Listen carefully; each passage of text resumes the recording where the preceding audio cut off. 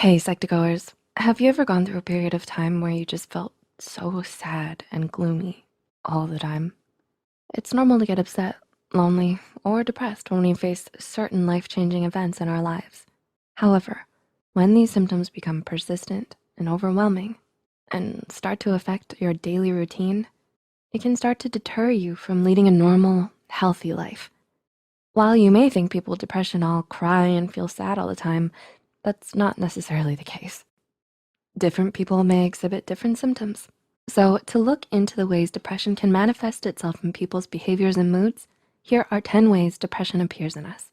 But before we begin, we would like to mention that this video is created for educational purposes only and is not intended to substitute a professional diagnosis. If you suspect you may have depression or any mental health condition, we highly advise you to seek help from a qualified mental health professional. Okay, let's begin. Number 1, depressed mood nearly every day. Have you ever noticed a drastic change in your loved one's behavior and mood? Perhaps they used to be really happy and cheerful, but have become more tearful and gloomy nowadays. The feeling of sadness, emptiness, and hopelessness is one of the diagnostic criteria listed in the DSM-5.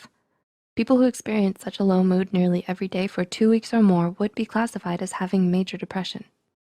Number 2, diminished interest or pleasure in all or almost all activities. Have you ever had a friend who started avoiding the hobbies or activities you used to enjoy doing together? If so, they may be experiencing anhedonia. This is the experience of a sudden loss of interest or pleasure in activities that they previously enjoyed. Anhedonia is also one of the telling signs of depression. Number 3, significant weight loss or weight gain. Have you noticed that your friend has lost a significant amount of weight since the last time you saw them? There could be a chance that they might be experiencing depression. Depression can affect a person's eating pattern, causing them to either lose or gain significant weight. You might wonder how much weight change would be considered concerning. Well, according to one of the criteria of major depressive disorders in the DSM-5, a weight change of more than 5% in a month is significant. Number 4, decrease or increase in appetite nearly every day.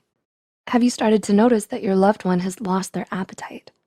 According to Dr. Gary Kennedy, the director of geriatric psychiatry at the Montefiore Medical Center in Bronx, New York, people with depression lose both energy and interest, and this includes a loss of interest in eating.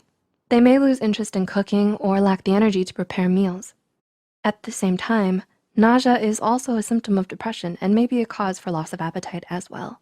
Similarly, Deborah J. Johnston, who works at an eating disorder treatment center in Wickenburg, Arizona, stated that depression can also result in emotional eating, a common event in which the need to eat is not associated with physical hunger, but a response to emotional hunger.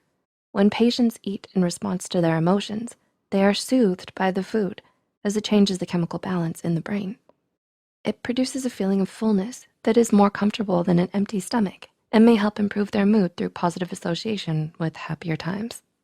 Number 5, insomnia or hypersomnia. Do they have trouble falling asleep? Despite being tired, they may still find it difficult to fall and remain asleep. This is a condition known as insomnia. On the other hand, they might also find themselves sleeping excessively throughout the day, which is a condition known as hypersomnia. Both hypersomnia and insomnia are sleep disorders that are characterized by the disruption of normal sleep patterns, and it may be a symptom of depression. Number 6, psychomotor agitation or retardation.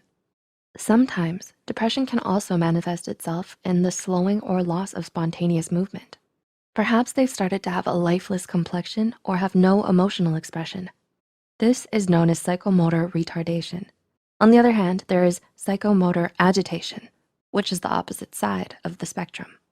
This can take many forms and usually involves repetitive, purposeless, or unintentional movements and behaviors. Number 7, fatigue or loss in energy. Are they tired all the time? Depression can make a person feel constantly fatigued and low in energy. This tiredness and exhaustion may cause them to cancel all of their plans with their friends and to stay in bed all day. Number 8, feelings of worthlessness, excessive or inappropriate guilt. How do they feel about themselves? A person who is experiencing depression might feel worthless or experience an excessive or inappropriate amount of guilt. They might be overcritical and internally belittle themselves whenever they fail to complete a task or reach their own expectations. This in turn may further lower their self-esteem and worsen their symptoms of depression. Number 9, diminished ability to think and concentrate. Do they seem to have trouble focusing? Another common symptom of depression is the diminished ability to think and concentrate. With the many negative thoughts in their head, it may end up feeling like a kind of internal noise that disrupts and worsens their thinking and concentration. This may end up affecting their ability to complete tasks or make it a struggle to do assignments and work. And number 10, recurrent thoughts of death or suicidal ideation. Sometimes, depression that goes unaddressed or worsens in time leads to thoughts of suicide. People who are severely depressed might think about death and search for methods to end their lives. They might say things like, "It would be better if I weren't here," or be involved in risky and dangerous behaviors such as driving through red lights.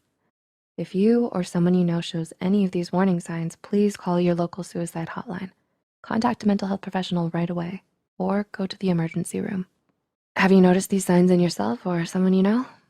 Remember to reach out for help if you can, and that you're not alone.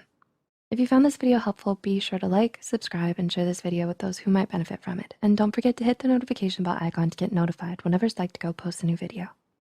The references and studies used in this video are added in the description below. Thanks for watching, and we'll see you in our next one.